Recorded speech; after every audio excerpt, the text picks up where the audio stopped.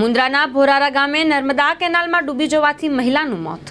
મુન્દ્રા તાલુકાના ભોરારા ગામે નર્મદા કેનાલમાં ડૂબી જવાથી મહિલાનું મોત નીપજ્યું હતું. આ બાબતે મુન્દ્રા પોલીસમાંથી જાણવા મળતી વિગતો મુજબ ગામના 29 વર્ષીય ભાવનાબેન દીપકભાઈ પાતારિયા નામના મહિલા પોતાના ઘરેથી સવારે નીકળી ગયા હતા અને નર્મદા કેનાલમાં પડી અને ડૂબી જવાથી તેમનું મોત નીપજ્યું હતું. હતભાગી માનસિક રીતે અસ્થિર હોવાનું પોલીસમાં જણાવ્યું છે.